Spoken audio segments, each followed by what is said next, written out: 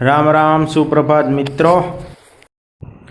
સવાર આવી ગયા પછી આપણે તુવેરમાં આટો મારવા, કારણ કે તુવેરને રાપલની છે એક બે દીમાં, એટલે કાંઈ બીજી સિંગું ખરી નથી, જોવા આવી ગયા હતા। ત્યાંથી પછી આપણે આવી ગયા એરંડામાં આટો મારવા, અમે ને લાલકા કાકા બે। ત્યાંથી પછી આપણે ગયા ધાણામાં હવે ઘોરો છે એટલે 2-4 દી પછી વાઢવાનું ચાલુ કરશી, કારણ કે વરસાદની આગાહી છે એટલે વઢાય નહીં। પછી આપણે ટ્રેક્ટર લઈને આવી ગયા હતા ગોગરાવાડીએ ભૂકો ભરવા, ને આપણી તુવેર 2 દી પહેલાં નીકળી ગઈ અને વરસાદની આગાહી છે એટલે ભૂકો આપણે હારી લઈ। જમનભાઈ જો ધોરીઓ ટ્રેવલ કરે છે એટલે ટ્રેક્ટરને ઈસોરો ન લાગે। પછી બપોરે અમે તેજભાઈ આવી ગયા સ્કૂલેથી અને હું તેડવા ગયો હતો સ્કૂલે, ટ્રેક્ટરનો પાછો ફેરો ભરાતો હતો। પછી આ આપણે છેલ્લો ફેરો ભરીને નીકળી ગયા ખેતર વચ્ચેથી।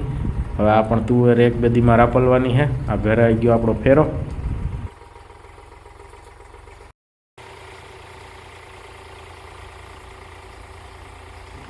પછી આપણે આવી ગયા ઘરે ફેરો ખાલી કરવા। પછી ફેરો ખાલી કરીને બપોર પછી ગયા આપણે ધોરાજી મુન્નાભાઈને તરફાર લેવા હતા ભાડે, કારણ કે એને ભૂકો હારવો હતો। આ જો અમે ઉપડા તરફાર લઈને સાઈડમાં 2 બાજુ મોટરસાઇકલને બાંધી દીધા હતા। મુન્નાભાઈ મોટરસાઇકલ હાંકતા હતા ને હું પાછળ બેસી ગયો।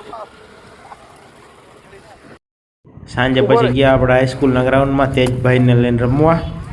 તો ચાલો મળીએ નેક્સ્ટ વ્લોગમાં। લાઈક શેર ફોલો જરૂર કરજો। Bye bye.